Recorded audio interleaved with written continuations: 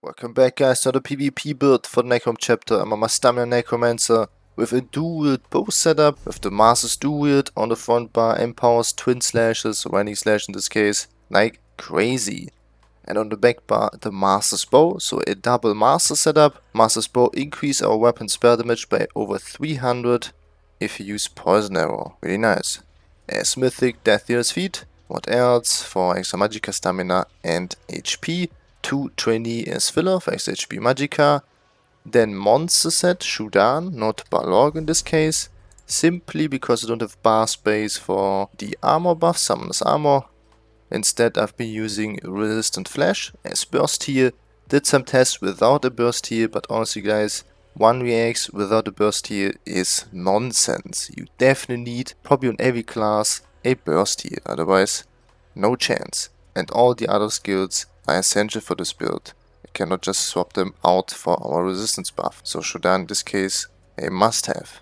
As aggressive set, Way of Fire. When you do damage with a weapon, you deal additional 2.7k flame damage every 2 seconds. Way of Fire also procs with weapon abilities, in this case Rainy Slashes, the dual ability, and Venom Arrow, the bow ability, right? So as soon as you apply one of those dots, you will have a max uptime on Way of Fire. Deals damage like crazy, especially against vampires, since it deals flame damage. Armor types, Way of Fire is a heavy armor set, means we have 3 heavy pieces, then 2 medium and 2 light. You can also put more light pieces if you want for more penetration. I prefer 3 to 2 setup with 4 implant pieces, 2 sturdy and 1 well fitted, full prismatic glyphs of course, full infused under jewelry. I still prefer infused for the extra healing, to be honest. 2 weapon damage with the stun regen glyph and 1 prismatic regen glyph. 2 maces for extra pen, non-sharp, flame poison, and backed by bow in defending with the escapist poisons. Alternative instead of the escapist poisons, you can also play a berserker glyph for even more weapon damage. Up to you. Skills on the front bar, Karma Hunter, needed for major savagery, 12% crit rate, minor berserk, 5% extra flat damage, and even 3% extra weapon spell damage thanks to Slayer. Probably a must have for every build. Stalking Blast Bones, the Magicka morph, deals more damage. Alternative go with the stamina one for major defi, I think 16% healing reduction. Raining Slash is a spammable, probably one of the strongest spammable in this game with the Master's Dual. I didn't find a better option. Sure, you can go with 2H and Vacuum Blow Dizzy Swing, but honestly in 1vx situations a cast time ability like Vacuum Blow is super annoying to play. Most Zerglings, they will just run away, you don't even hit them. I personally prefer Raining Slash as a spammable. It also afflicts the enemy with hemorrhaging, so an extra bleed damage dot, plus it also applies minor Menge, 10% less HP for a target, and even snares for 30%. Really powerful. Mortal Coil for a ton of healing, and Stamina Magicka regen, also slotted 3% more healing. Razor cantrips definitely needed for the major breach, 6k penetration and 50% snare. You can use them offensive and defensive. Let's say you have 4 or 5 targets on you. If you place them behind yourself, your enemies will get snared by 50%. Like this, you can kite around way better. As ultimate Dawnbreaker of Smiting, needed because it's our only CC. That's the only problematic about this build. We don't have a CC except of our ultimate, so you need to be kind of patient, especially 1-on-1. You cannot just stun your opponents on cooldown.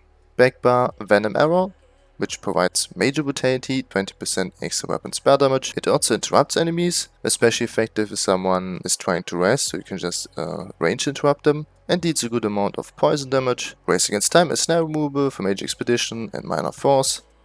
Vigor as self heal and Minor Reserve 3k armor. Then Resistant Flash as burst heal.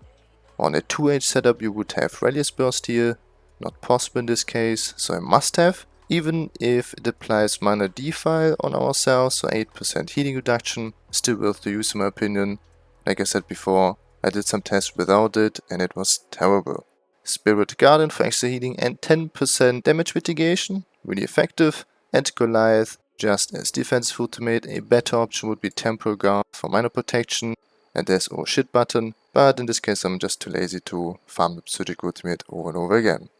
Dunmer as Race for extra weapon spell damage and Magicka and stamina, also gives a ton of flame resistance, really effective against DKs for example. Mundus the Serpent for extra stun regen, Smoked Bear Hunch, definitely needed for the extra Magicka regen. We have a ton of Magicka abilities to sustain. 20 points in health and the rest is stamina. And like this, we have a ton of HP, almost 33k without Death Dealer's Feat. With 30 stacks feet, I'm at around 35k HP. So pretty tanky even without a defensive set. I'm not a vampire in this case. If you want to, go for it. Undeath gives up to 30% damage mitigation. But keep in mind, your flame damage taken will also get increased. And your cost will also get increased by 8%. Also your ultimates. So it's up to you to choose. Potions, the normal Tricer potions. CPs, pretty basic. Biting Aura to empower especially Stalking Blast Bones, Mastered Arms and Deadly Aim. Ironclad as defensive CP. Alternative, instead of Deadly Aim, you can also put something more defensive like Duel's Rebuff. And red CPs, Pain's Refuge, Sustain by Suffering, Celerity and Slippery, same as usual. Combination, start to prepare for yourself with Race Against Time and Spirit Guardian. Apply Caltrops, Venom Arrow, Stalking Blast Bones, Running Slashes into DB, and keep spamming Running Slashes. That's it with another PvP build. Thanks for watching, have a nice day and I see you hopefully in the next one. Peace.